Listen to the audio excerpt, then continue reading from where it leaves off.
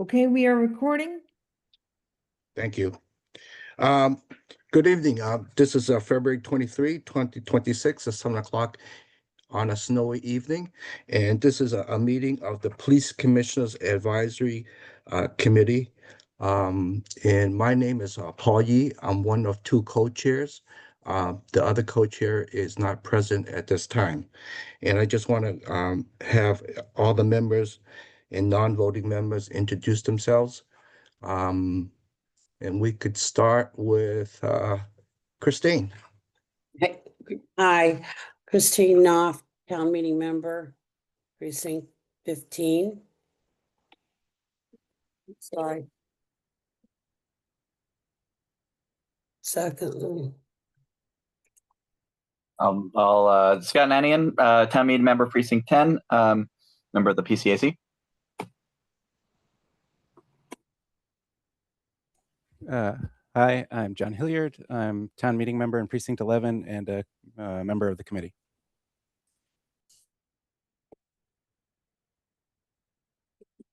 Ann Braga, HR director for the town. Yep. Thank you. Kimberly.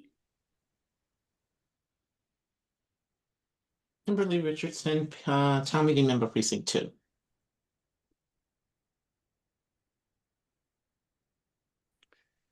Sarah, would you like to introduce yourself too? Sarah Kaplan. I'm the commission PCAC staff liaison. I'm also the town's ADA coordinator and community relations specialist. Thank you. Susan Harris, associate town council. Great. Ron. Yeah. Hi, Ron Wilkinson, co-chair, PCAC. All right. Let's go to the next item on the agenda.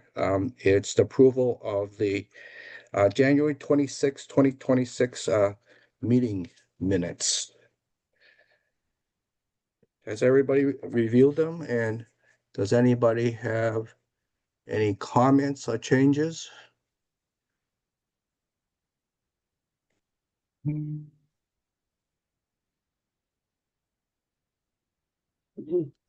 I'll entertain a motion to accept the minutes as written. My motion to accept the minutes as written. Second. Thank you, Christine. And Ron seconds. Okay.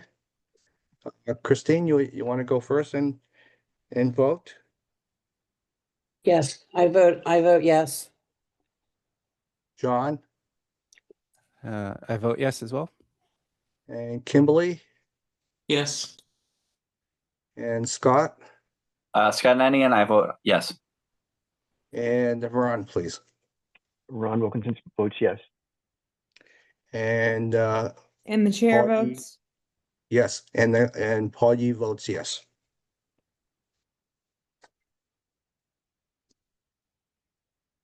The next item is public comment. There's a 3-minute limit. I understand 2 people sign up to comment. And I think both of them are in the room. Yes. The first person who contacted me tonight about public comment is David Butcher. He's in the room. You should feel free to unmute yourself, and your 3 minutes will begin. Can you hear me? Yes. Yes. Awesome.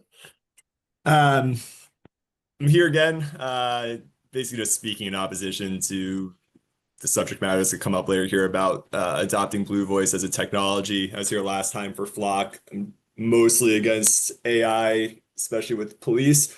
This one doesn't actually scare me nearly as much as Flock does. This honestly just feels like a bit of a file storage system with maybe a little bit of an LLM search function to it that they slapped AI in front of, and we're hoping they could get some municipalities to spend some money on. But ultimately, I think the biggest issue here is that I think policing is inherently like a human-based thing, and it's based on human interaction, and it's not right or wrong. It's a gray zone thing. And I just see a situation where, you know, someone asks, like, why did you detain me? Why did you arrest me? And the police officer is going to say, well, it's because the AI agent said so. And I think that's just not going to be something that the community is going to like. I think we trust our police officers. I think we have really great police officers in our community that have been trained incredibly well, and I think we should rely on that. If we're identifying an issue that they have a hard time finding the correct codes and laws, I think we need to explore all the options that are available and tools available to help them with that. And I think just because, there's a tool that says AI in front of it doesn't mean it's necessarily the best option. So I just ask that, instead of just starting with the tool, start with what the problem is that we're trying to solve, and then really evaluating if this is the best tool available to solve that problem, and see what other tools are out there. That's all I got. Thank you. Thank you. The second person who contacted me about public comment is Clint Richmond. Clint, feel free to unmute yourself and your 3 minutes will begin. Thank you very much. Good evening, everyone. My name is Clint Richmond. I'm a town meeting member from Precinct 6. I have spoken here before, also on Flock, as it turned out, but I'm glad to be back in front of you tonight. I'm speaking about the Blue Voice project that's being discussed by purchase by the town through a grant through Department of Homeland Security's UOSI program. Just as a refresher, UOSI has existed since fiscal year 2003. It was created by George W. Bush following 9/11. The town has received several millions of dollars over more than 2 decades from this program. As a town meeting member, I don't think we've ever received a report on how these funds have been applied and whether they've lived up to their purpose, their essentiality, and what the impact has been on Brookline staff time. Because when you receive these grants, you have to commit to, it's not just the money, there's staff time to implement these grants. Brookline has been budgeting for almost $500,000 in UOSI grants in general over the last few years, and you can see it in the fiscal year 2027 plan. I want to thank the Select Board and PCAC for providing this opportunity to learn more about this emerging technology. We'll hear more about it. I'm glad that the vendor is here. We'll hear more about it. I'd like to hear in particular, what flavor of AI this is. Is it generative, as I believe it is? What Blue Voice's relationship is with DHS, product plans for extending Blue Voice into other domains. It sounds like this is mainly around operational manuals, but I'd be interested in hearing about whether it could also be applied either in its current form or with additional modules and capabilities for investigatory work, because that was partly, I believe, how it was billed. I look forward to hearing more about it tonight and may have additional comments after that. Thank you. Thank you. No one else contacted me about making public comment. Okay. There are a couple of people in the room that I believe are members of the public. If you wish to raise your hand, now is the time to do so. 1, 2, 3. I see no movement. Feel free to close public comment if you wish. Thank you, Sarah. Why don't we move on to the presentation about Blue Voice. What I was thinking was perhaps we can have the Chief Information Officer for Brookline give a short presentation of what the policies are about AI at this point in time. We have her in the room, and then perhaps we can have Blue Voice then give their presentation, so everyone will sort of understand what the setting is as the Brookline Police approaches this issue and purchase. And Ms. Fang Yang, could you identify yourself and tell us about the AI policy in the town of Brookline? Sure. Okay, well, I'll go first then, I suppose. As you all know that we have been starting 2 or 3 years ago, ever since ChatGPT came out, and AI has been the topic of every conversation. So we have really, let me share my screen as well, so you can take a look at Brookline's AI journey. You see my screen? It's currently Not black. yet. Oh, All right, yes. it's on the screen now.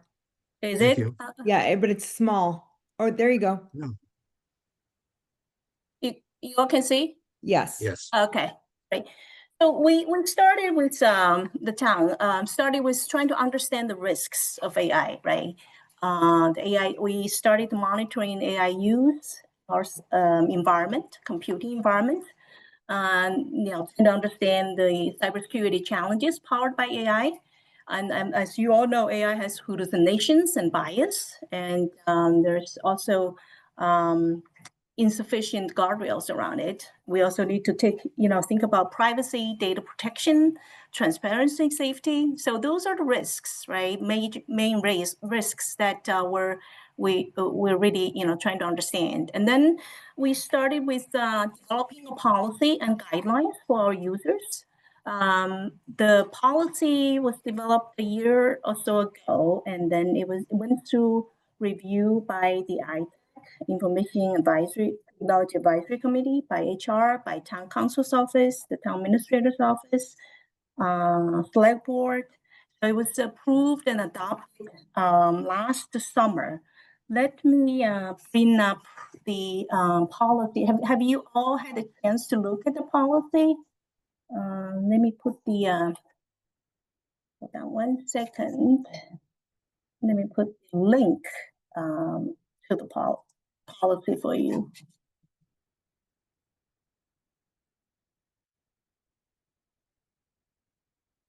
And you can take a look. So I've shared that with you. So that's our generative AI policy that we developed and approved by the Select Board. Okay, so let me go back and just talk about Brookline's AI journey. So what we also have added AI modules in the employee awareness training that we conduct every year. We also have added AI questions to our standard vendor cybersecurity posture review questionnaire, so that my security team can vet systems that have AI features.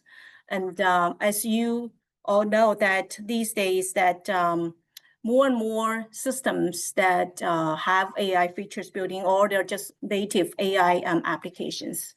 So we've done that, and also internally we have ongoing data classification and governance work going on with AI. There's tremendous potential.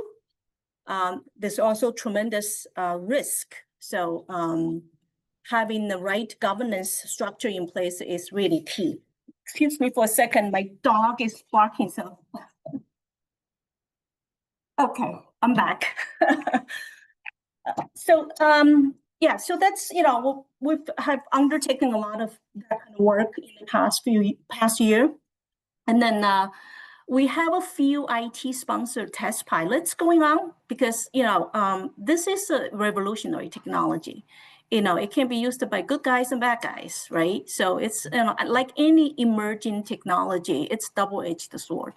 So we want to take advantage of what it can offer, but also we want to do it securely and safely, right? So once we have the governance and guidelines in place, policies, guidelines, training, security, vendor security vetting in place, we are doing a few pilots. So, for instance, Canva has some AI features. Zoom AI Companion, the platform you're using now, has an AI companion.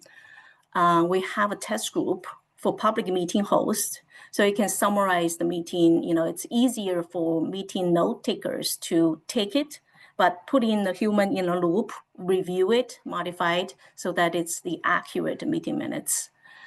We also have a test group for Microsoft 365 Copilot that's going on. And in our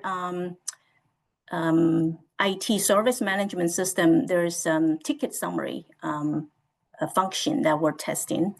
And then, so those are some of the test pilots, because we want to see what the technology can offer, but we want to, under the guidelines, do it safely. We don't have any approved AI tools yet, but those are coming soon. So the Blue Voice did send their vendor questionnaire, security questionnaire to my security team and also to the police technology director. So my security team has vetted using the updated security questionnaire. They don't have any concerns, major concerns. They also have scanned Blue Voice, the system, just to scan its external facing cybersecurity posture. And we use what's called the security scorecard, the platform, to scan all of our prospective vendors. They got a score of B. There are some minor common issues related to security that Blue Voice is aware of, has been made aware of by my cybersecurity team, and they are working on it to improve. Those are can be easily resolved. So so that's with Blue Voice. And then just to finish up the town's AI journey kind of conversation I just started. So from these test pilots, we really want to define the value of these use cases, and also understand the risks. And let me see. I want to also talk about, these are some of the principles that we really care about of any AI tools, right? We want to, well, any AI systems are verified to produce fit to purpose data. We want it to be able to explain itself, and it has transparency. We want it to be fair and has bias detection. We also, of course, seek for safety and security, data privacy, accountability. So these are some principles that we value in the in vetting the AI, any AI tools. So with that said, that's sort of a very high level overview for you of the town's AI journey. So we, like any emerging technology, we don't treat AI differently than other technologies we've vetted, right? So we want to be at the cutting edge, but we don't want to be at the bleeding edge. We want it to be useful, and we want it to be secure, and we also want to, try to achieve, privacy protection, data protection, and all of that. So that's where the town's at. If you have any questions for me, or either now or later, feel free to. Then I'll pass it on to whoever next. So what I was going to do was have the members ask, and including the non-voting members, ask any questions only about the AI town policy at this time. If there's some questions touching upon Blue Voice, please hold that question until Blue Voice give their presentation. All right, so that we can sort of understand, everybody sort of understand, get the same understanding about what the town's AI policy is. So are there any questions or comments about the town's AI policy, not about Blue Voice? I have a question. This is Ron Wilkinson. So you mentioned that you do an external facing security kind of scorecard. And so is the town's policy that a vendor must eventually achieve an A, whether it's, you mentioned that a vendor might get a B, and you would address those concerns. Does the town require a vendor to reach A status before being approved by the IT department? We don't have a requirement for a score of A, but we do have a the town Brookline score is A. We have kept our A, as grade A for a long time. But it's there is certainly a minimum, and also there is certainly a willingness to fix the problems, because scorecard can change. Contiguous monitoring, the vulnerability can be different at any given time, and as long as the vendor is on top of things, willing to address any of the issues, and that's what we're looking for, as well as what their minimum grade is. Yeah. Okay. They can't thank have a failed grade. That's for sure. That's not a company we want to work with. Yeah. And I put the policy link in the chat. So if I don't know if anybody has specific questions about the policy, I'm also happy to entertain as well. Yeah. Basically, it's the appropriate use. Appropriate use. What's prohibited, what's required, and one of them is well. Anyway, there are a lot of them, so I don't want to take the time to go through all of them, and you all can read the policy. Yeah. Like someone was saying earlier. Paul, John Hilliard, and then Scott and Ian both have their hands up. John, would you like to go? Yes, thank you. I have two questions, one for the chair.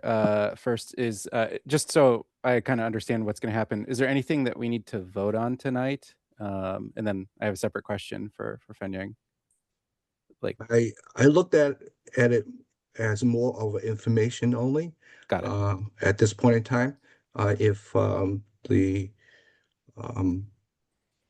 PCAC wishes to chime in on this, we can entertain that also.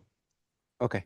And then question for Fenyang. It sounds like in normal kind of IT review, you would be reviewing for security and privacy and stuff like that.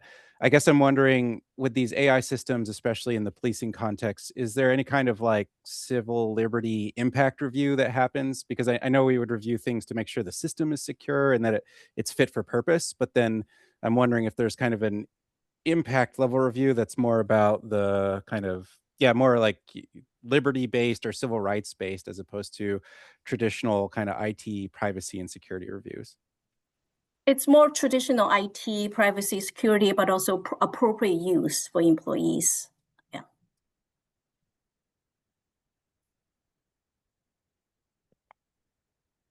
Does that answer your question, John? Yeah. It sounds like at this point there wouldn't necessarily have been a review of like how it would impact policing and if that has a negative or positive impact on like our kind of community's civil rights. But it's like we have a more confident a B rating from a IT kind of technology perspective. Thank you. I'll turn to Scott and Ian, please. Okay. I have a couple questions. The first is just about the definition of generative AI in the policy. I do note that there's a definition of machine learning, which isn't actually used in the policy yet. It's defined, but I don't think any of the policy specifically talks about machine learning. And then there's a definition of generative AI. This is sort of a slippery topic. I expect that when we hear about Blue Voice, we're going to hear various arguments about whether or not it is generative AI or something else like retrieval augmented generation or something like that. And I know the police department also uses translation tools. When I was an election warden, I had an officer come in and help with translation for a voter who was having a hard time voting. So I do appreciate the usefulness of those. But a lot of those, now the boundary between large language models and machine learning and translation tools gets really blurry. So without asking for a specific definition, I was curious to hear your thoughts on how to navigate that ambiguity when evaluating one of these products. Well, good question, Scott. So this space is changing, as you said, really fast, right? AI really is, I see AI as, we've used machine learning for a long time, in our traditional systems. This machine learning is natural language processing is and all of that. From our point of view,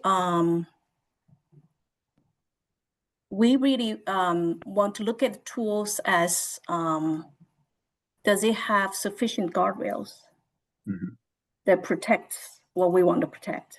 So it doesn't matter what technology, the all emerging technology, we want to make sure there's enough guardrails. That's the most important thing. And there's the appropriate use of the tools. Yeah, so I'll interject a little bit of my personal opinion here and say, my personal feeling is that we should probably err on the side of caution and say, if it sort of smells like generative AI, then let's treat it as that, so that we can make sure that the adequate guardrails are in place. I'll say that, like, just going back to my machine translation example, some of the machine translation tools will hallucinate now, which they didn't used to in the old NLP days, but because they're using large language models, and that is much more worrisome, right? Especially if I'm using it to help a voter, right? So it feels to me like we should probably try to be err on the safe side in evaluating these tools, even if there is some argument that they don't use generative AI. And I expect we'll return to this when we hear about Blue Voice. The other question I had was, related is, I don't see anything in here explicitly about auditing, but another thing that I'm concerned about is changes in functionality. When we upgrade a tool, suddenly there's a functionality that wasn't there before, and what your thoughts are about. Yeah, it seems like the policy is nicely written in the sense that it doesn't say, it sort of sets policies for generative AI use regardless of whether or not it was like present in the previous version of the software or something. But I'm wondering if you've had experience with a tool that you had been using that suddenly has AI features that sort of fell on the other side of this policy now. We haven't had that experience, but we have had experience when the AI features are available and we actually decided not to turn it on.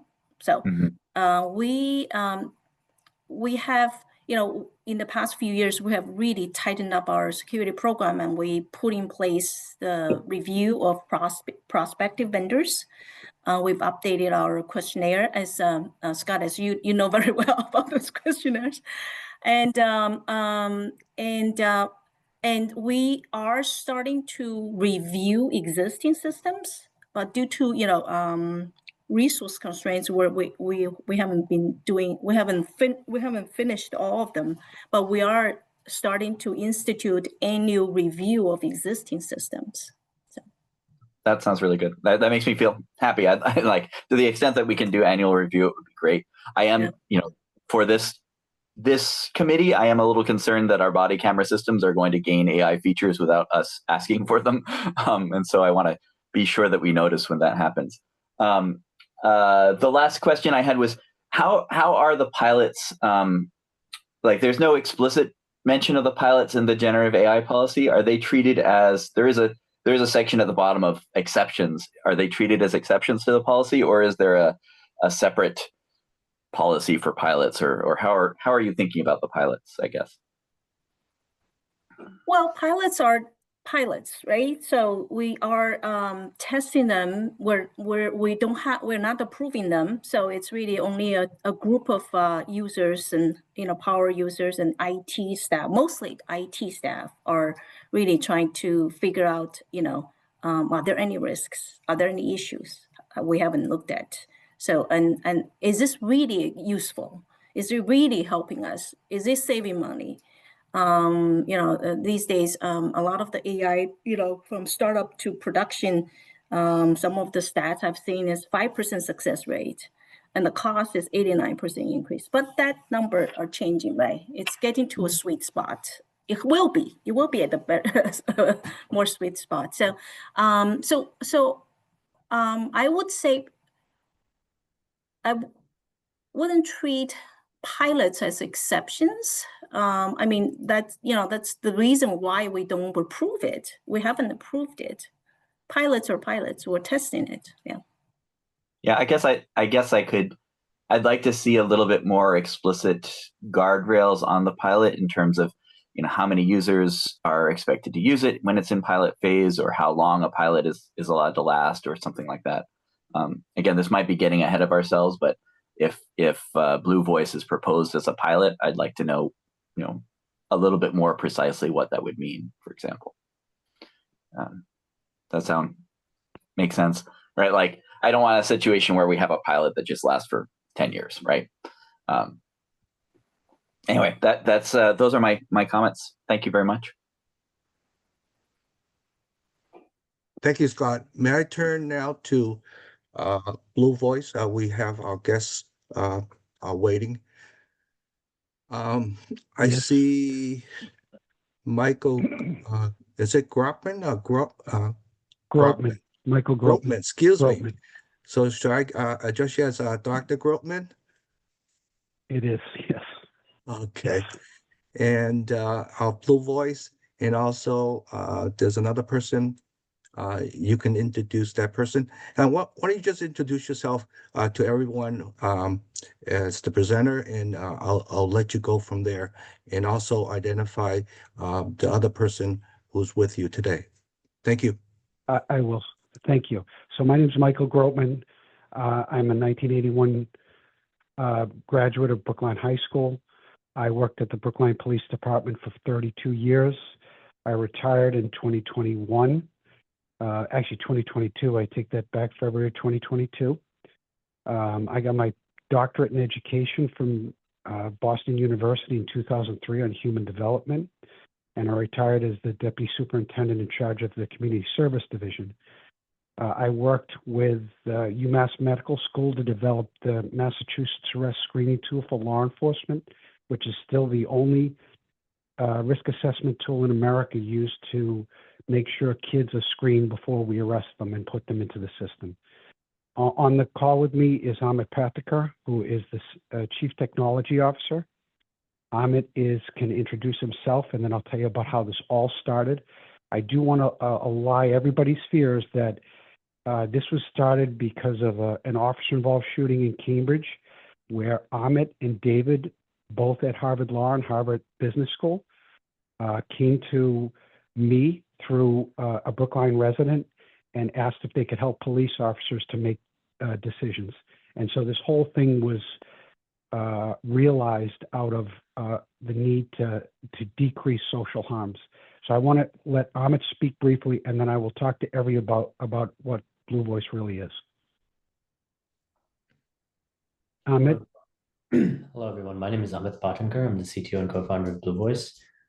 Just a brief background on myself. I was a senior software engineer at Google on the machine learning team for about 6 years, and decided to take a break from that. A big part of my job was traveling around the world, introducing government organizations to artificial intelligence. Wanted to have more of a domestic impact, so decided to get my graduate degree. As Michael mentioned, I got my MBA from Harvard, and I met Michael when I was in the Boston area, and we co-founded Blue Voice together. So I'll turn it back over to Michael for a brief synopsis on how we got started, and I'll continue my presentation from there. Thank you, Amit. So this all started, as I mentioned, after an officer-involved shooting in Cambridge. They wanted to help. We went right back to Cambridge, asked the commissioner, they want to help. Is there anything we can look at to see if we can help officers make decisions? And so what we did was we were introduced, Amit and David specifically. I already been around policing for 32 years, and I knew many of the individuals on what police officers do. We started work with Cambridge, Brookline, Norwood, and Carlisle. So we had a very diverse perspective of what officers needed. Now we're talking about line level officers and first line supervisors, because they are the ones on the streets who create the highest risk and have the least training. And that was the purpose, to give them some type of support, digital support, so they can make decisions. So Blue Voice think of it as a digital version of everything Chief Pastor and her command staff thinks the police officers need to do their job safely, efficiently, legally, to make sure that everyone's civil liberties are ensured. That's really what this is. So it's policies, procedures, laws, ordinances, in your case, bylaws, all the state forms. There's law enforcement, mental health. There's actually, the Cambridge Police Department is developing a behavioral threat assessment tool right now that will be available to Brookline too. So this isn't anything that it uses, and I will explain the technology, but this doesn't make anything up. This is officers ask a question: can I arrest for this? Should I summons for this? What is the fine for this? What is the policy on this? And that's what this is. This is everything that the officers study, everything that they use, everything they need, so they can make informed decisions. Now, we have over 100 police departments in Massachusetts that are already partners, and we are recognized by the Massachusetts Interlocal Insurance Agency as a risk reduction tool, and each year they pay for approximately 12 departments to get this platform for free.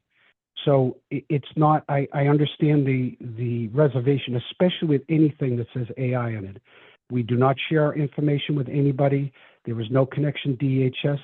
Brookline owns all their own information, and they get a monthly or quarterly training reports on all the questions that the officers ask. That's really important because the folks who are leading the police department need to know what their officers are confused about. So if they ask a lot of questions about domestic violence or the new gun legislation that has came out that's very confusing, they will let the training division know, and the training division will update the officers through whether it's training memos, in-service training, whatever it is. That's what this was all realized. I want to let Amit talk about the technology, and I'll jump back on because I actually went to high school in 1977, and there was one computer. So I don't understand computing. The technology is so easy because I am the worst case user, and that's not an exaggeration. I could not even get on this meeting, as Sarah knows, because I couldn't figure out how to sign on to Zoom. But this is about helping officers make decisions, keeping in mind that they have the laws, their rules and regs, and a bunch of other things that they have to stay within. It will never tell them what they should do. It can only outline what they can and cannot do. And that is why the civil liberties is so important in this.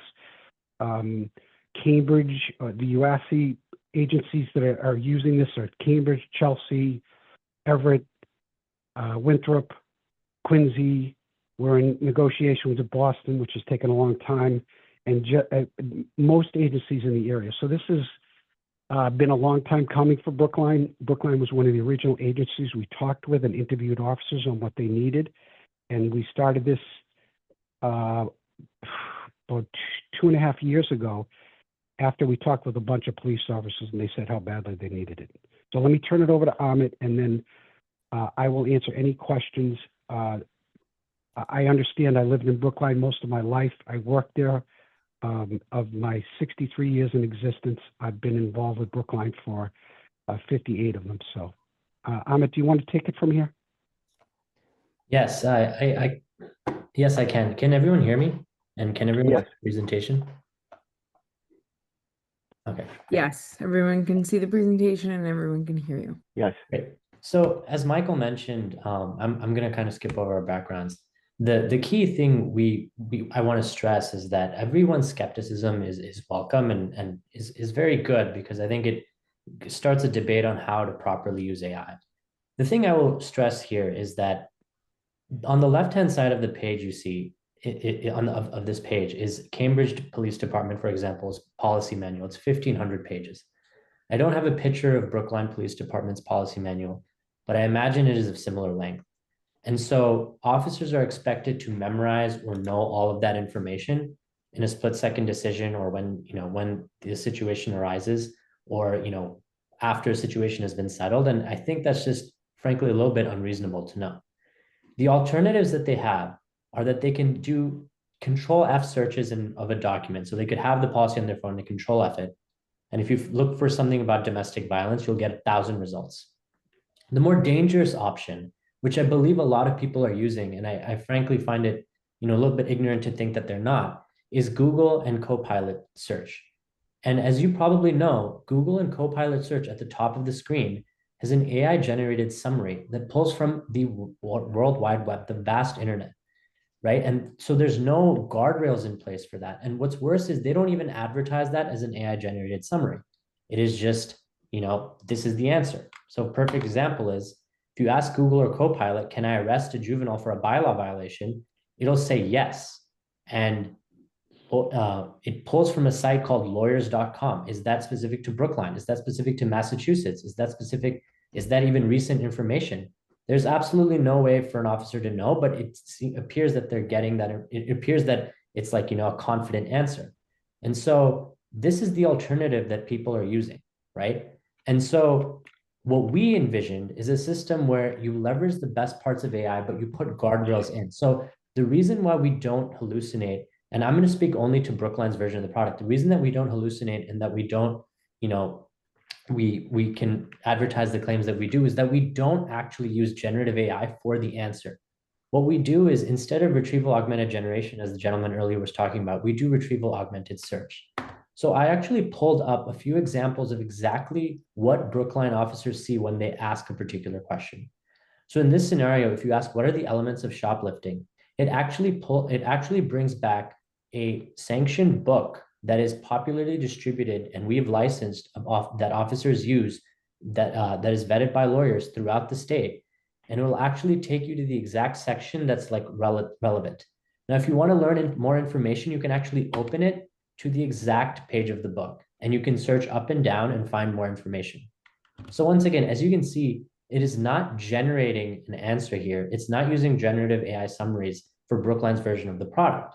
Now, let's do another example. What's great about this is it's not just law, it can be anything. So if you want to ask how to conduct a show up, it'll actually pull from Brookline's policy. And then once again, when you click into it, within seconds, you're at the exact page of the policy. And in my opinion, I find that to be really powerful because unlike, Google and all these other tools, you're getting sanctioned results because what goes into the system is determined by an administrator at Brookline Police Department and us. So we will source those law books, for example, and then we'll ask the Brookline Police Department if these books are something you want. If they say yes, we'll put them in. If they say no, we won't put them in. Another thing is we have a lot of materials from the state office. So for example, forms. Right now, what happens with forms is, you have to go back to the station. You might have to print it out. You have to go back to the scene of the incident and then maybe fill it out on paper. We've just made those forms digital and fillable, and so they can pull those up and then just fill them out, right? And so we've taken strides to use AI in a very safe manner without necessarily, like the CIO mentioned, being on the bleeding edge. I also want to address a couple of the points the CIO brought up. We have reviewed the incident report, and we're in the process of fixing the issues that she's found. We really appreciate her diligence in informing of those issues, right? No software company is always going to be a perfect A+, but we're going to strive to always be there because threat vulnerabilities change every day. So just want to take a quick segue there. Hopefully this kind of will answer a lot of the questions that the previous two gentlemen had in particular with regards to generative and hallucinations and safe guardrails. And one last thing I'd also want to highlight is that a lot of officers are using ChatGPT more and more, and they're using it on their personal accounts, right? And so using ChatGPT or inputting information into ChatGPT is actually being used to train the models. And so we commit to not training models on the data that you provide. We will only use it for abbreviations if the officer rates the answer poorly, and we'll actually add those abbreviations into the model vocabulary. So that way we know, for example, if they say, FOIA, it's a Freedom of Information Act request, et cetera. So I know I've just put in a lot of information. I welcome any questions that you may have, in particular with regards to how the content is sourced, the application itself. And thank you again for your time. Do you want to say anything, Michael? I would just add that we are CJIS and SOC 2 compliant. SOC 2, as you know, is a much higher standard. only Axon is SOC 2 compliant in the space, but this was realized to help police officers. There's nothing about it being biased because it's only what the Brookline Police has their officers train on, what they hold them to the standards, and the books the law books we use are the ones that are used to train police officers at the MPTC. So everything in here is to make them, help them make the best decisions possible to make sure that A, they don't make a mistake, B, no one gets hurt, and C, everything is legal. And that's really what this is. And all this other stuff that's been added, like law enforcement, mental health, behavioral threat assessment, that's all from working with all the other departments that we've done, especially in the Metro Boston area, because we're very progressive here to help the police officers more. So if there is a good example is this was used in Norwood for a bomb threat at a school, and it was also used at an officer-involved shooting also in Norwood, and that was by the chief who asked about protocols because they haven't had a shooting in Norwood since 1972. And so that's what this is. This is a really extensive encyclopedia that's updated daily with any new information that comes out. So when the laws change, it immediately changes here because we're on all the lists. So the officers have the most relevant and accurate information so they can help whoever it is that they're trying to help. Thank you. I'm going to open this up to questions from the members and non-voting members. I have a question. Anybody? Sure, please, Ron. Yeah. So when Amit, when you emphasize that this is a specific implementation intended for Brookline, and it seems very clear that we are restricting it to just kind of documented encyclopedic information, which is exactly what we're looking for. It makes us feel more comfortable. But one of the things I was wondering about is it sounded like, are there other departments where you've implemented this in which they've actually requested something more like generative AI or inferences? I'm just kind of curious about that.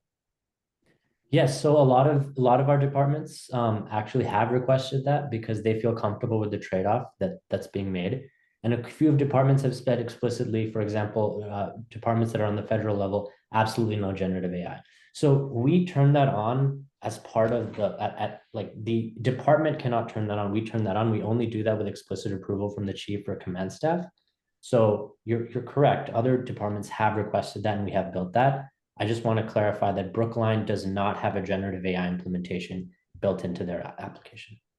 Okay, it sounded important that could easily be added by essentially by pushing a button, but it would. But we would have to make sure we've had appropriate approvals, which we don't anticipate having. So. Yes, and we don't just turn it on with the flip of a switch without checking. Obviously, we assume that if the chief and the command staff ask us to do so, that they are within the authority of the policy to do so. And obviously they have not in your case, but when the other departments do, it's usually a chief making that decision. Okay, thank you very much. I consider that to be a very salient point. John Hillett? Yeah, just a more like product question. From what I heard, it sounds like this could be a very generic kind of knowledge-based tool, like any team that has like lots of documentation or policies that may take hold. How do I search and find what's relevant?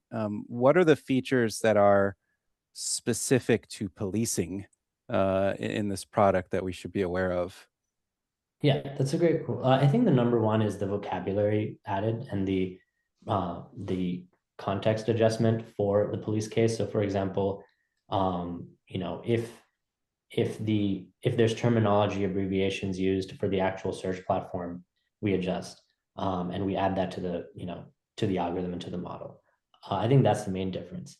In addition to that, the core search and document retrieval is just one use case of the product, and it's the primary use case that uses AI. So for example, we have the ability to have officers sign off that they've read and adhered to policy for accreditation reports. It obviously doesn't use AI, but because we have your policy and we have your officers on on a mobile platform, we can do something like that as well. We also have the ability to send out push notifications or like just notifications in general within the app. We have the ability to view maps. We have the file viewer. But and so, for example, if you're on the way to a scene at like Brookline High School, for example, and we have your maps uploaded, they'd be able to pull those up. So those are the primary officer use cases. I think the key thing between us and differentiating us from a general chat with your documents platform is the fact that we don't automatically turn on generative and the police context.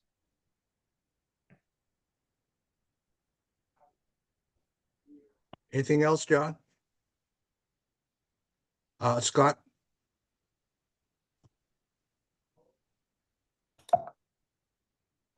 You need to Thanks. turn your mic.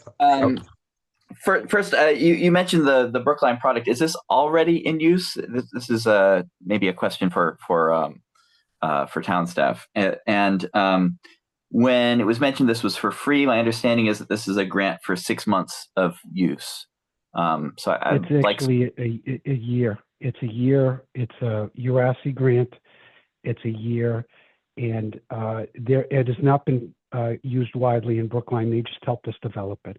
They were one of the agencies. So for now, they've, a perfect example is in the Boston Marathon in Brookline. They have 6 other agencies come in. They can simply add those agencies. So the IAP for the incident action plan for the day, all the other police officers that are in Brookline have the same exact information that the Brookline police officers have. And at the end of the day, you take them out. So it's very versatile.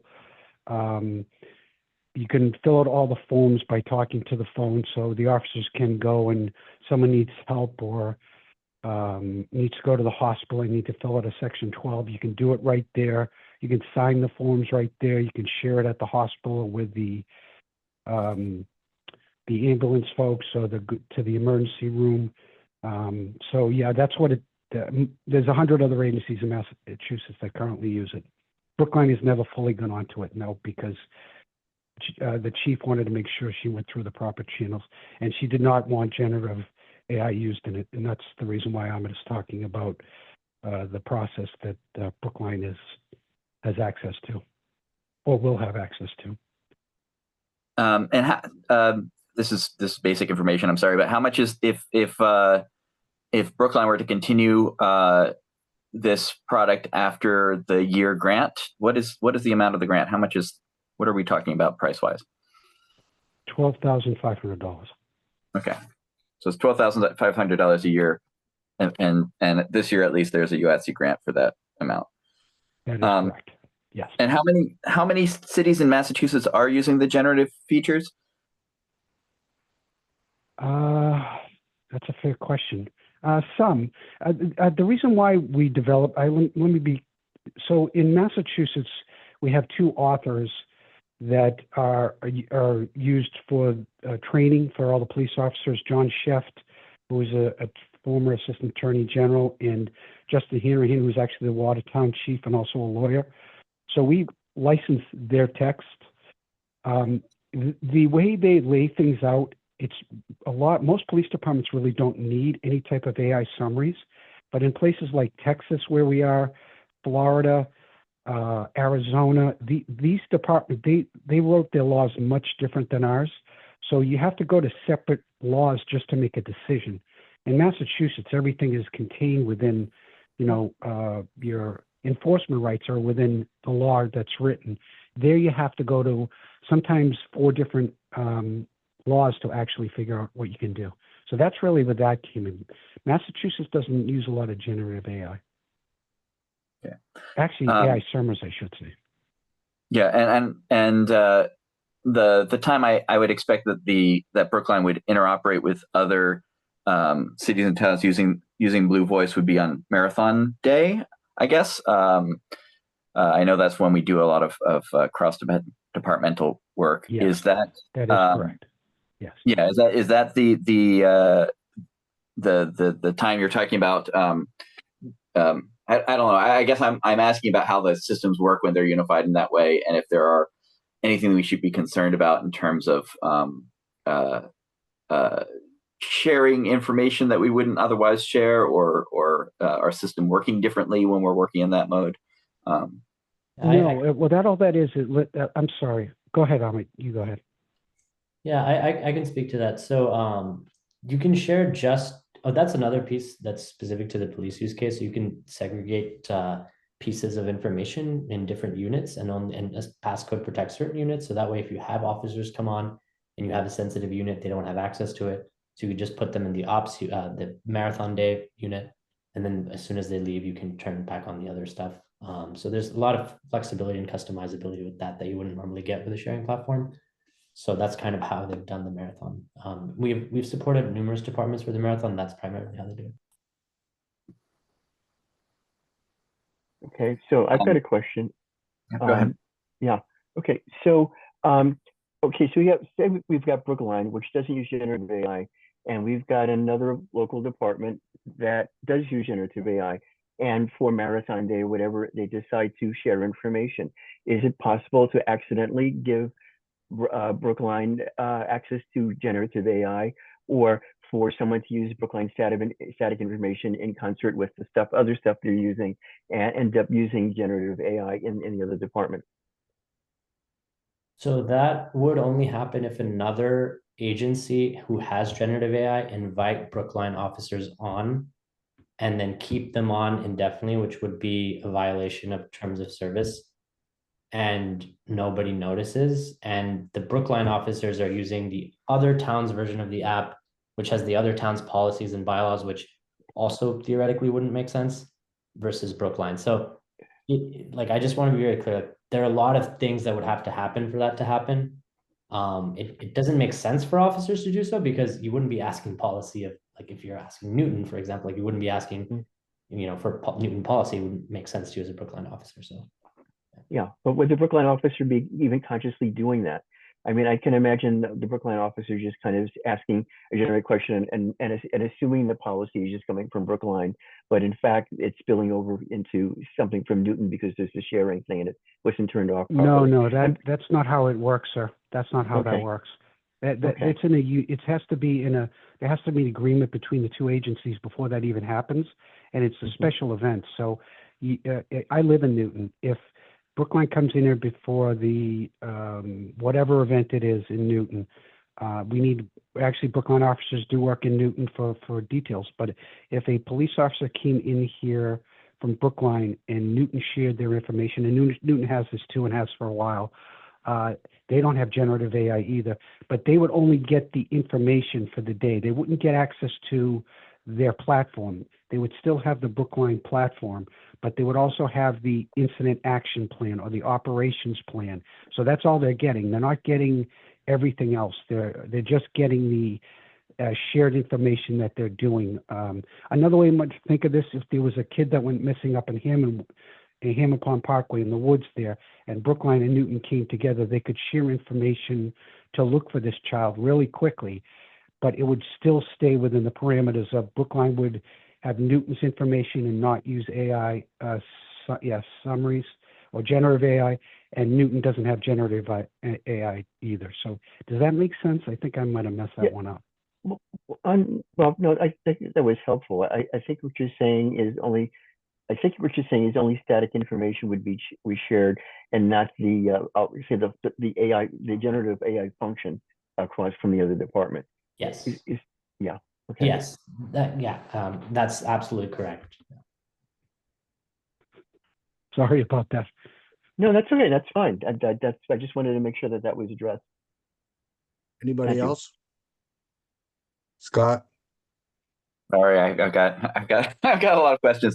I am curious about how or if we're using the form filling feature, since I believe we use Larimore for all of the most of our reports and whatnot right now. I don't think that anyone in our department loves Larimore, but I'm curious what's going on with that.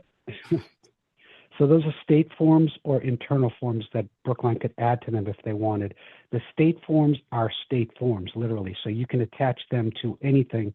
You fill out the form on the phone, you sign it, you then email it. When you email it, it becomes the public record, and then you can attach it to Larimore, which they do all the time. So we don't do internal Larimore functions, I guess, because these are like the state forms, and if Brookline wanted to add their own forms, whatever it is, they could do that, and then we would attach it to an address that they wanted to send them to. I hope I explained that, but there is no connection to Larimore. Yeah, I think my understanding, and this is probably a question for Scott and the department, is that we have a chewing gum and string system for taking our internal Larimore reports and reporting them to the state for things like the uniform traffic citations and whatnot. Correct. Yes. Yeah. So I don't think we do in that. bars too.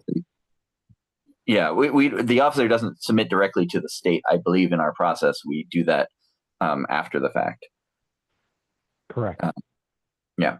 So I guess the summary of what I'm asking is, it doesn't seem like our officers would be using the form filling features directly, if at all.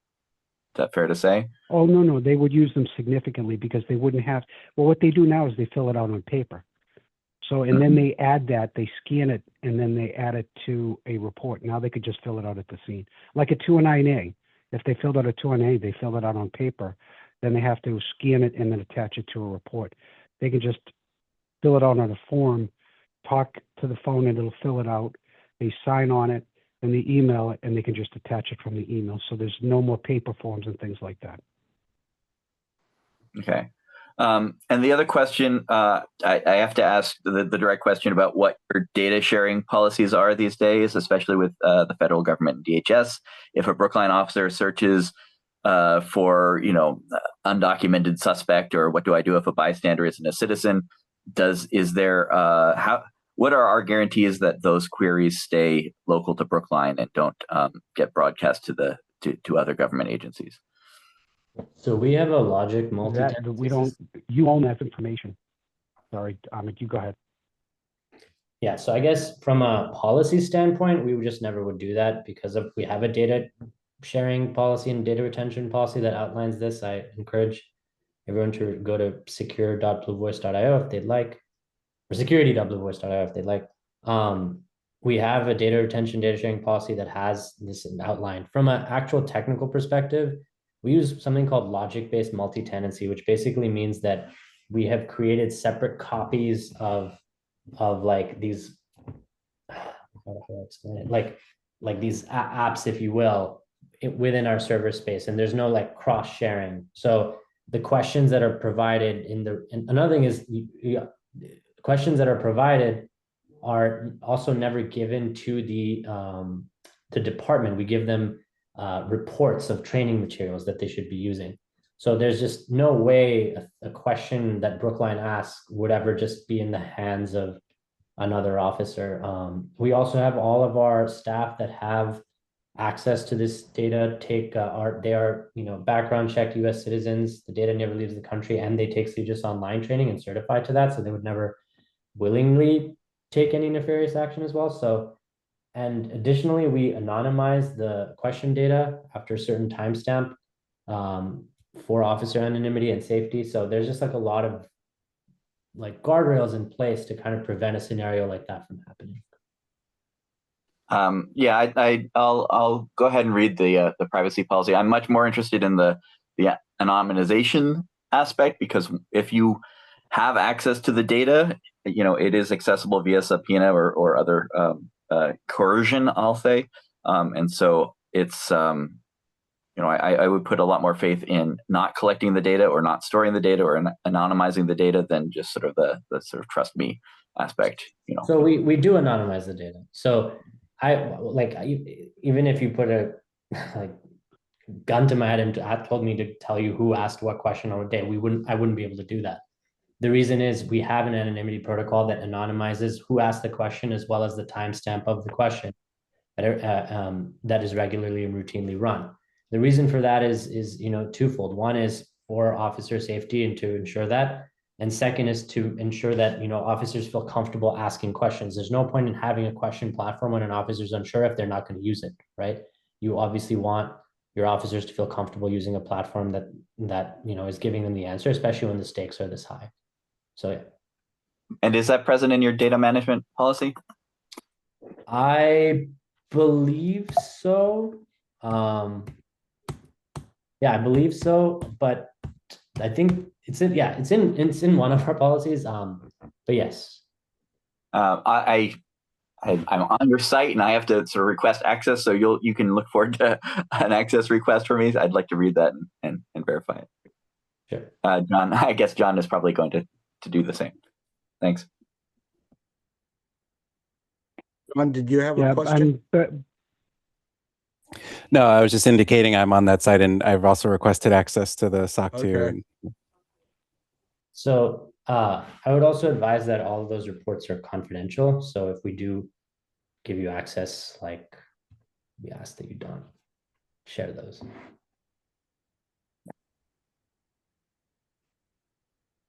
Anybody else?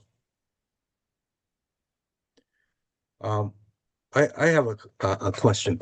So the law and policies are not static. How do changes happen in Blue Voice?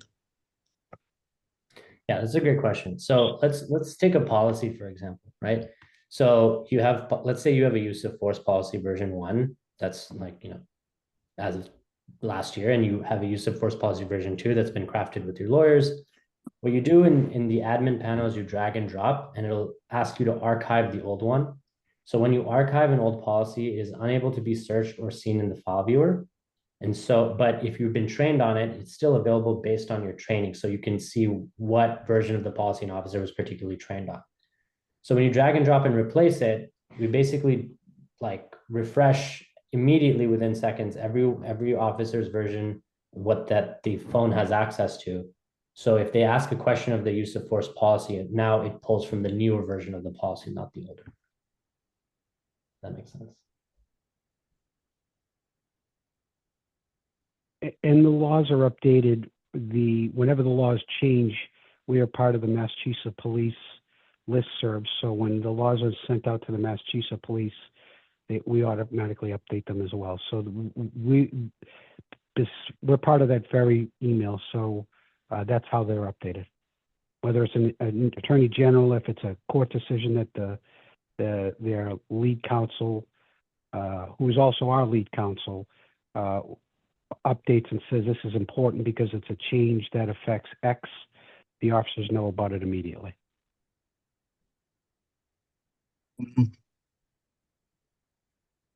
So is I know that Massachusetts has a prosecutor's guide. Is that in it too? Massachusetts prosecutor's guide. Are you referring to jury? No, we have jury instructions. Yeah, which is what the judge gives the jury. Right, that's separate, right? So you have jury instructions in there. Okay, that's helpful. CMRs are in there. Okay. Yeah, DOT information in case of a major crash with a truck. NIMS in case of a major emergency, which you might be going through right now with the snow. All that stuff is in there. But we've never been asked to put a prosecutor's guide in there, and we don't add anything that we're not asked to. We don't. Okay. It's based on what the chiefs want in there. So no chief has ever asked us to put the prosecutor's guide in there. That might actually be but we'd have to be asked by a chief to do that. All right. Okay. And so would the chief generate something to Blue Voice to ask for this drag and drop change to what's currently inside Blue Voice? How does that happen? How long does it take? That's what I'm asking. It depends on the size of the document. A minute, maybe? Yeah, it depends on the size of it depends on the size of the document. If it's like 1 or 2 pages, it happens within a few seconds to a minute. If it's like, 3,000 pages, it might take, like, for example, 20 to 30 minutes, but it's pretty fast. It's not like overnight. Okay. Okay. And if there's a missing child, you can put out a bolo in seconds. Be on the lookout for with the photos and everything in seconds, or it's a silver alert or anything like that, because the Brookline, the chief designates people who are administrators who can add to their the platform itself to keep officers updated. If there's a bank robbery or with that horrible thing that happened with the shooting, that type of information would go out to officers so they'd have an idea. That's what this is for, is to make sure the officers are updated with the most current, accurate information as possible. Is there any federal law in there? Like statutes? None. Okay. So No, it's there all, are no federal. Brookline doesn't, no, it's all state law. okay, all state law. All right. And in local, obviously in local bylaws too. Yep. But Yep. no, there's no federal law in there at all. Okay. That's all I have. Anything else, folks? One more quick question, which is just under what? How does Blue Voice get into the UASI program? Is this what's the criteria that this grant is falling under? Technology, there's actually a specific code. I don't know, but a bunch of the departments use it. I couldn't give you the exact one, but it's in there in the acceptable equipment. I'm sure you've seen the equipment list. Yeah. Have you seen the UASI equipment? Yeah, so it's under technology, and I don't know the exact code on it, but it's in there. Okay. Yeah, all the other EASA agencies except Boston have used it. So, and Boston's used it. They just haven't gone through the purchasing of it because it takes so long in Boston. And John? Yeah, just a quick question. For the sake of transparency, is it obvious to like the BPD IT staff, like what kind of foundational documents and terminologies are part of the model before we start adding our own documents? So if there's like some sort of foundational docs that maybe we don't want in there, could they be removed? I guess I'm just trying to see like how that's transparent to the ultimately to the users, to the department. Yes, so the administrators who are designated by Brookline are receive multiple 30-minute trainings and from our customer success staff. And as for your second question, so they're aware of what's in it and we kind of walk them through it. And your second question is, can they hide it? So for example, if we offer a form or a guideline, and they think, you know what, we have a better version or we don't want our officers to access it, they have the ability to hide those. So then the office, it's like they don't exist to the officers. And so multiple departments believe that their forms or their policy for something or their bylaw version is better, and they can hide it. But it usually just happens with like tow forms or something like that. Paul, Clint Richmond's hand is up. Okay. Thank you. Clint Richmond. Thank you for recognizing me, Mr. Chair. Thank you very much for this presentation. It's been quite enlightening. So I really appreciate all the good work you all are doing. Just for the record, the select board agenda item that this was originally proposed for, which is February 3rd, said that this came from the fiscal year 23 Intelligence and Information Sharing Program, I guess, and it was $12,500 for 6 months. And what was concerning, and I guess I don't know if what the mismatch is here, but this was to support digital investigation capabilities. And under an intelligence and information sharing grant, I'm not hearing a lot about those features. Are those features that are in the product that we're not using? I'm curious as to why the Metro Boston Homeland Security region is using this software and making it available to the departments if it's this sort of, search the manuals kinds of application. Are there future directions that we should look for from Blue Voice about this? For more dynamic data or investigatory data? No, the 23 grant is a leftover set asides. Whoever entered that was not what the intention of this software was for. It was for assisting with police officers. So this is not going to do these extensive searches. The UASI grant is set up so that each department can pick the equipment that it wants within the list, and all the departments including Brookline now, has picked Blue Voice, and it's for any type of internal information or that the officers need access to. So as far as this being a investigatory thing, that was not what it was designed for. Could you use it for some type of investigations? I mean, obviously, because you have criminal procedure in there. So if an officer needs to know, can I seize this house and throw everyone out while I get a search warrant? The answers would be right on the application because it's in the criminal procedure. But that's not what I guess I'm a little confused by that. As far as the confusion of the 6 months or the 12 months, it was originally the cost of this is $25,000 a year. And when the chief came to us and said we have 12.5, we said we'll give it to you for 12.5. You let us interview officers and help design this from the very beginning, 3+ years ago. That's the least we can do. So that might be that confusion. But as far as this being used as an investigatory tool, other than accessing information that will help investigators, whether it's CMRs or it's law or it's criminal procedure or it's anything else that's in there, like a new training memo that they sent out on ghost guns or something, that's the extent of what the investigations would be. Is that the extent of the product development that we're going to hear about, or? No, this is all that the chief of police wants. No, I'm just asking about Blue Voice in general. Is this something they could say next year? They could come back and it'll be on your equipment list. We can, you can feed in your investigatory files. You can feed in evidence. You can feed in, reports. You can feed in, public, things that come in through the our central 911 number, related to these things, tip lines and that sort of thing. No, that's not what it was. No, that's not what it is. We have been asked by the LA County District Attorney's Office to develop a software that does that sort of stuff, but no, that's not what this is designed for at all. We told them that we weren't going to do that. They wanted a multimodal capability, but we're focused on the product we have. We believe that it works, and we're going to continue so. Did DHS help fund the development of this product? This is not an opportunity to debate back and forth. This is public comment.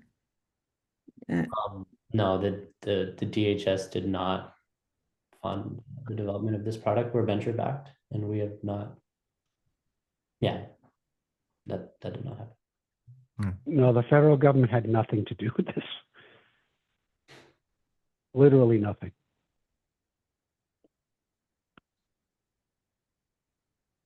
Thank you, Clint. Anybody else? Yes, Christine. When is this pilot supposed to start? As soon as you folks are okay with it.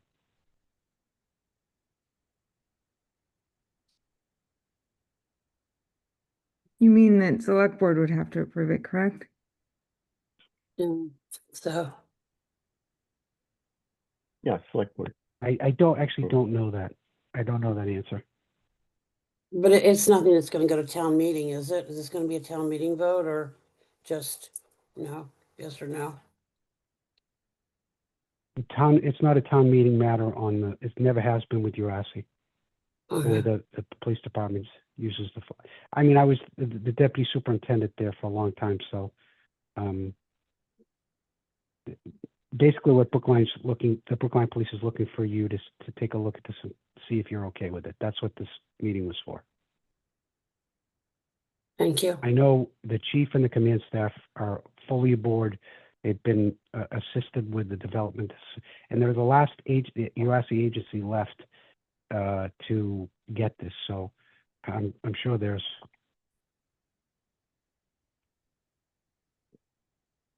Yeah, it's worth. I know this has come up before because I just came to the meeting a little bit late, but I did see an email from the Brookline Police Superintendent saying that the person who was expected to represent the police at this meeting, who could have answered some of these questions, actually was he actually got deployed. He's in the reserve, and because of this particular.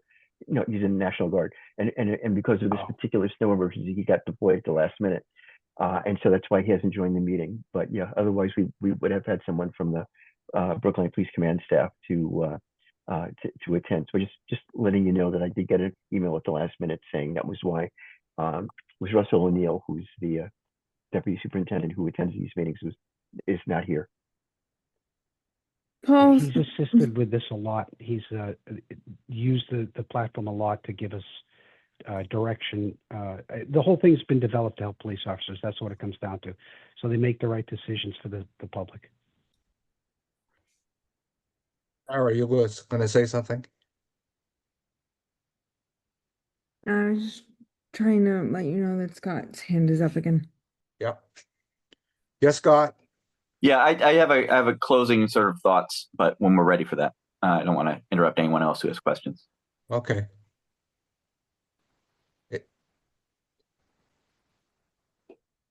All right. So we're all done. So I want to thank you, Michael. I want to also thank Amit for being present and providing all this information to us. It's been very helpful and explanatory. And thank you for being patient with us as we ask a lot of questions. And we appreciate the input that you have provided to us. And any other non-voting members like Finn Yang or Anna Braga or Susan Harris want to ask any questions? No? All right. If I may say one thing, I want to thank you again for the time. Brookline and the Boston area in general has a special place in my heart, and I'm sure it does for Dr. Gropeman as well. I really appreciate the skepticism that you view AI products. I believe that there are other vendors out there that are doing more nefarious things that, like, as you guys should be rightfully worried about, and I encourage the skepticism. And thank you again for your time today, and wishing you best of luck with the snowstorm and days ahead. Thank you. Thank you, Amit. Thank you. Also, so may I excuse our guest? Well, Yes. I want to say something real quick before they go. I'm still on. Is this a question or what? It's sure. It's a disclosure. I got my undergraduate degree from Princeton and my doctorate from MIT, which are both rivals from Harvard. So, but I will say I am generally pleased with the answers I got from him. So I wanted to thank him for that.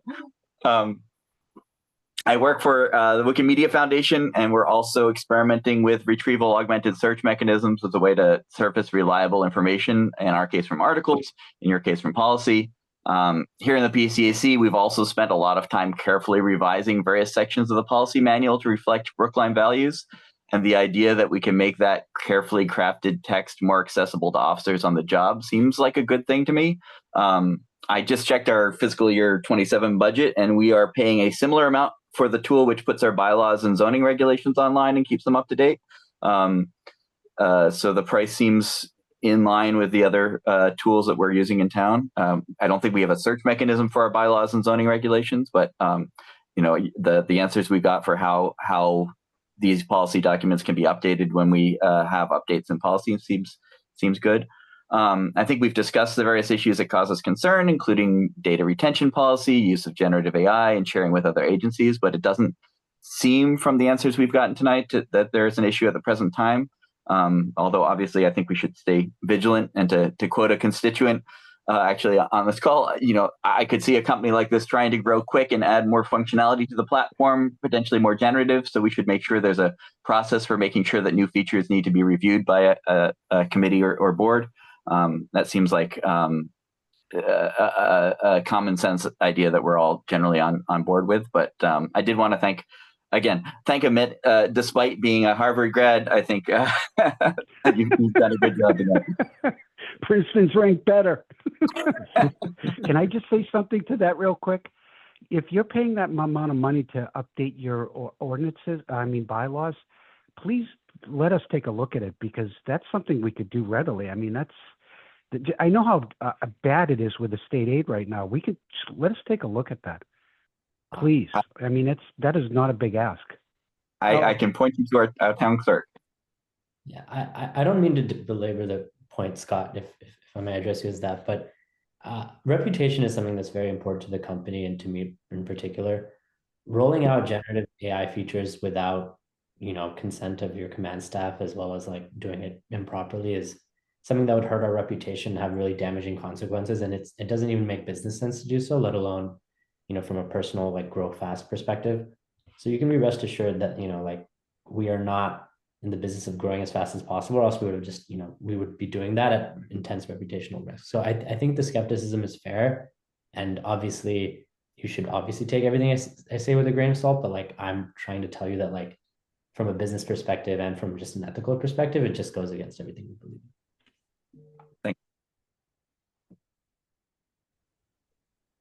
Okay. Thank you very much. Yeah, Yes, thanks, thank you Paul. I very just much. wanted- We appreciate it very much. And may I excuse Michael and Amit at this time? Yes?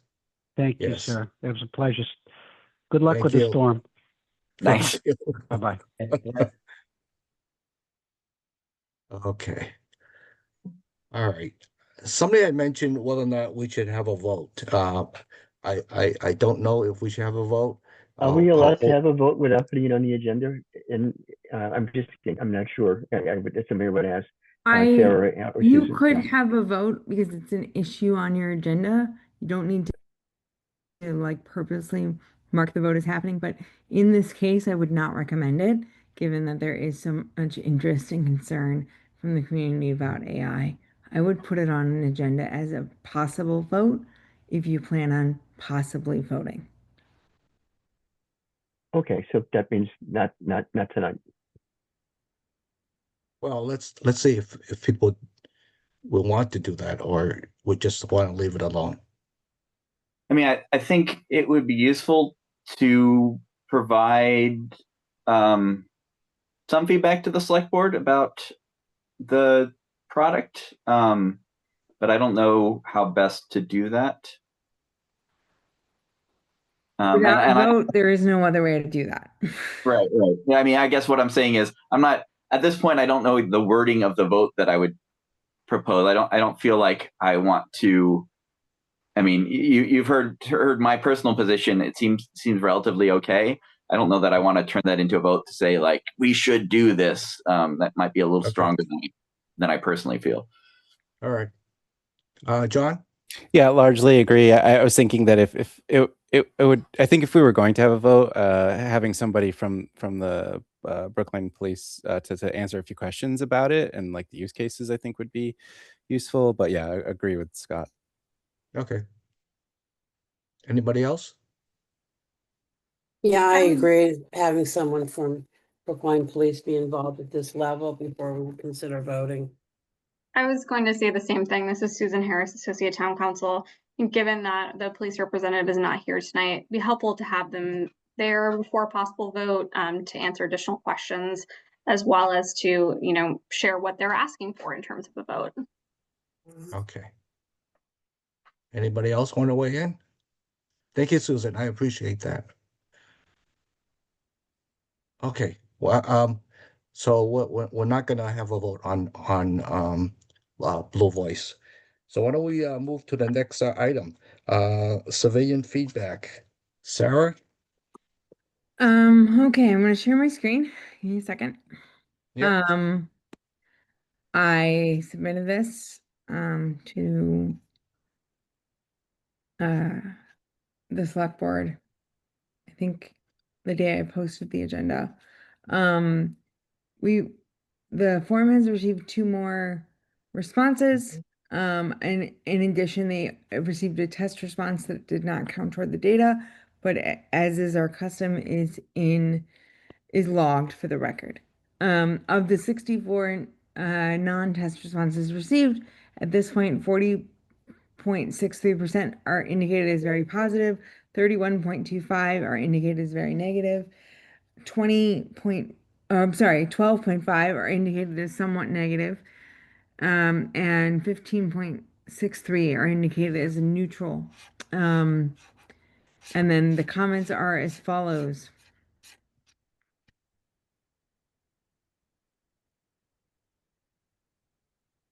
Right. Okay, so We received a test response on the 26th of January. This is a test submission, thank you. And then on the 4th at 8:49 a.m., I made a left from LaGrange onto Princeton, which is illegal during certain morning hours. I live across the street and was bringing my dog to Skyline. Didn't even cross my mind. I usually turn on Rangeley, but I didn't. Officer Marijan stopped me. He was very nice and quick to give me a warning. I appreciate his understanding. I had just woken up and my dog kept barking at him. Thank you for his courtesy. You guys are exemplary. And then on the 15th of, I'm sorry, that should say the 2:15, not 12:15. That was a mistake. Inquired at 12:30 p.m. Inquired why I didn't receive any written information about my charges or court date after being released yesterday. He explained that it was the weekend and I was released on bail, which is different from appearing in court during normal hours. In essence, the court provides that info. He then explained in clear detail what the process was for next steps and whether an attorney was required for the meeting. He was polite and professional. I left the call knowing precisely what to expect on Tuesday at the hearing. His name was Taylor. So those are the responses, and then there's information about the demographics and the pivot table at the end. If you have any questions, you're welcome to ask me again. I apologize for the mistake. It should definitely say 2:15, not 12:15. Thank you, Sarah. Are there any questions or comments on that? No? Thank you. And turning to the next item is ICE in Brookline update. Did the compliment make its way to Taylor, whoever Taylor was? I'm not sure. I mean, I did send it to, they named both officers. Both of the comments were about specific officer interactions. I did send them to the members of the PD who have asked to receive the report. I'm not sure if I would expect that it would be passed along to their personnel file, like mentioned last time. Thanks. And turning to ICE on the agenda as the next item. So Deputy Superintendent Russell is not here, and I cannot speak to this issue and was not given any information to provide. Okay, thank you. So this issue should be tabled. Sure. All right, going to the next item is a discussion of future topics and agenda. Something I'd like to mention. I think we're coming to the point where the police department is supposed to give their half-year report, and normally after that we hold a public hearing on the half-year report. And it seems to me we've done that at our March meeting in past years. But I don't know at this particular point what the state is of their half-year report and whether they'll be ready for the March meeting. But I think it's something we should follow up on. Okay. Thank you. An item I would like for the police department to do a presentation on is the override and the impact of the override on public safety and the police. Would people be interested in that at all? You said override? Oh. Yeah. Well, there's going to be budget cuts and all that, right? And then there's going to be a request for override. Yeah, I mean, I think I asked in general for a police budget presentation, and I think that would include impact of the override one way or the other. I think it's useful. March or April, town meeting is in May, so one of those two. Okay. Yeah, I guess earlier if possible. If there's an override, there will be an override campaign. It would be useful to know what the impacts of an override would be. But Scott, won't it be bundled? Aren't we looking at police, fire, and school? Yeah, probably. I don't know. I haven't seen the latest proposal for an override vote. That was my thought. I thought it was going to be bundled. So Yeah, I've also heard that there might be tiered. There might be a higher or a lower. Anyway, regardless, I think it would be interesting to know what the impact of the police department budget would be. John Hilliard's hand is up, as is Ann Braga's hand. Sure. John? Yep, just to put it out there, last time we spoke about reviewing the PCAC website with me and Sarah. I haven't gotten a chance to do that, but still would like that to be a future item once we get some time to review the website, compare comparable websites, from other towns, and sort of see if there's adjustments that could be made to our website in regard to the placement of the accommodation link and things like that. Are you saying to put that as a report item? Well, it's at least a future topic. So I think at the very minimum, once we have some space for it, would be like I'll connect with Sarah, and then we can put together some thoughts of potential changes, or we could say everything is fine, we don't need to make any changes. But either way, make an assessment of the website as it exists today. Okay. All right. And Ann?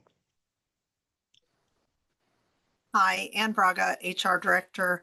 Just wanted to let you folks know the schedule is starting to be posted in the boards and commissions meetings for both advisory and select board schedule for review of budgets. I know that obviously you're looking for your own meeting, but it also does, you usually don't meet until the end of sort of the last week of the month. So that would mean you're looking at, right around April 1st. So not sure if you want to sort of do a joint meeting or be able to do that, to be able to do it in a more timely way where these things are coming up. And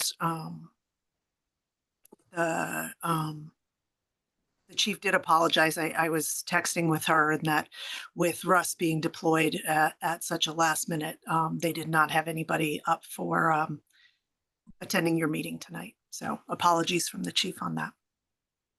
Thank you for that information.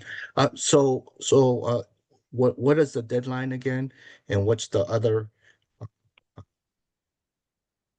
committee we should be meeting with, or department we should be meeting with?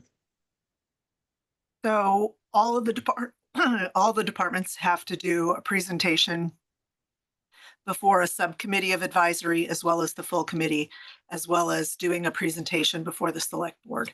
And I believe the latest deadline for expenditures and revenues, which is sort of the driving force for what the override question is going to look like, is looking at a mid-March timeframe. As far as coming out with a report on what the structure of the override would be, the amounts and things like that. I can work with Sarah to get you the schedule for the police department budget review, both at advisory, subcommittee, and main committee, as well as select board, so that you have that, and whether that helps you in having some understanding or being able to do an official joint meeting, so that you're able to get information before the last week in March. Okay. Sure. I'd be in favor of that. Yeah, me too. Thank you very much for that information. Everyone, I if we can do appreciate it tonight, committee. Yeah. Anything else on discussion, future topics, or an agenda? Okay. I'll just, it's a little premature, but if the department does approve Blue Voice, I'd like to have us do a sort of annual review a year out or 6 months out or something like that. So just sort of putting that on the future radar. I like that idea. So it would be a review when they start, right? No, I was thinking, after the department has had some time with it, and it seems like before we renew their contract, because it seems like we get the UASI grant covers the first taste. but then we'd be actually paying for it after that. I think it would be useful to do a review of how well it has worked, and or whether it's worth continuing. So So I before don't the know end the of the exact 6 months, right? Yeah. Before the end of 6 months. All right. Thank you. Anything else? No. It's 8:45. Can we have a motion to adjourn? Just for the record, the next future meetings are March 30th, April 27th, May 18th, and June 29th. I don't foresee any changes. Okay. All right. Thank you, Sarah. A motion to adjourn from somebody, please. I'll make the motion to adjourn. I'll second And it. second by Ron. Mhm. Great. Scott, how do you vote? Aye, Scott Anion. I vote to adjourn. Ron, how do you vote? I vote aye. Okay. Christine I vote aye. and Kimberly Aye. and John, please. Aye. And the chair votes aye. So we are adjourned. Thank you very much for your patience and being here. Thank you. Have a Yeah, nice thank night. you. Bye, everybody. Good night, everybody. Bye-bye.